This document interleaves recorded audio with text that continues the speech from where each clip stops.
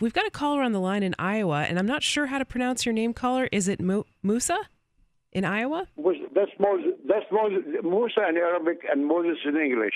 Ah, welcome, sir. What's on your mind tonight? Good evening. Good evening, young lady. Good evening, gentlemen. Evening. Yeah. I came to the United States in 1973, March 24th, 1973. Okay. I have a family. I had a nice, very good family. My son, he's just about to retire from the Marines after 23 years of service. Okay. I'm very proud of him. I may not agree with there's a strong war for Afghanistani war. Why should we spill our children's life for those two crooks, But my point Why is should we spend our children's lives fighting wars in Afghanistan? Which crooks? Ma'am, they are just the crooks. The politicians? Yes, ma'am. In Afghanistan, yes, ma'am. Okay. And I have one more thing to add. Okay. Really, my main point I wanted to quote is about our people, the American people, naivety and unknowledge what goes on in the Middle East. And I strongly believe, like so many other people in this country, that the senators and the congressmen, they only decide the American foreign policy in the Middle East. Hypocrisy against Arab and supporting Israeli whatever they do. Yeah, so you're talking about naivety about the Middle East among Americans, especially the politicians. What one message would you want to get out to them if you could? Well, that Israel is not always right. I witnessed the war in Gaza last summer. I saw a woman, 27 years old, pregnant. Her head was chopped off by a missile from the drone. Oh, my gosh. That's horrifying. So many Palestinians, 224 Palestinian children under the age of 5, they were killed by Israeli missiles from F-16 and F-15 that we gave it to them. There's so much violence, and you just can't say either side is really completely innocent or great. So thank you, Moses, for the call. I appreciate your thoughts tonight. 855-450-3733. He said Israel is not always right. Well, I agree. I think there's a lot of naivete with the congressmen and with the politicians in general, because quite frankly, none of them have been over there.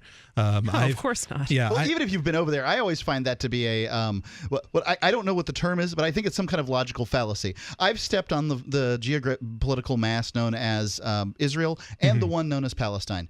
I don't know crap about what goes on over there. The very fact that I geolocated in that area at one point doesn't give me any qualification. No, it takes time. It takes an understanding. It takes talking to the people there. I mean, wouldn't that be something if before somebody decided to lob some missiles, they actually talked to each other first?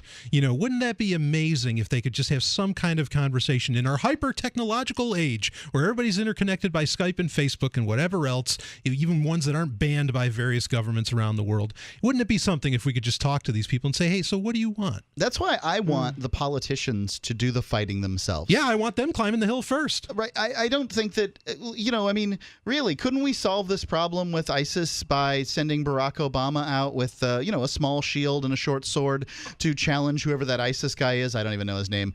To a duel. Maybe they can have it in some neutral ground in like Turkey or something like that. Put it in a soccer. Put it in a soccer arena. We'll pay-per-view it. Then the politicians can finally give us some frickin' money instead of us giving it to them. I mean, I really don't care who wins. Frankly, chop his head off. Chop whoever's head. I don't care. Well, I'll pass on the violent solution, but sure. Either way, get them involved. I mean, how fast would these wars stop if they had to actually, if the commander in chief had to actually be on the front lines for once?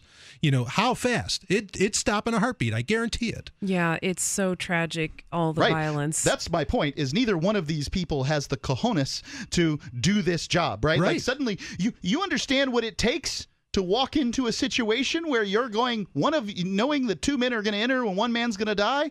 Now it brings it home. Instead of saying, you know what, I'm going to send some, financially disadvantaged kids from the inner cities or the rural areas of this country to go out there and catch a few bullets so that we can kill some of their people that really are inconsequential.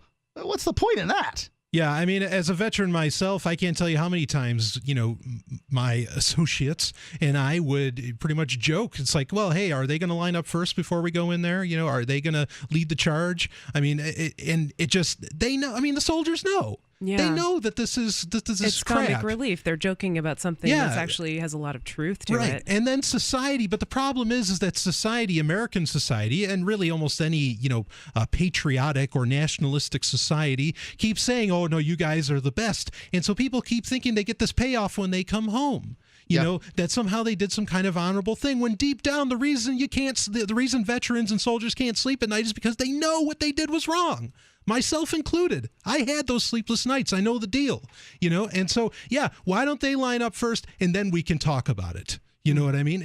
I mean, honestly, I want all of it to stop, but let's start there. Free Talk Live, 7 nights a week from 7 to 10 Eastern, live on the Liberty Radio Network at LRN.FM.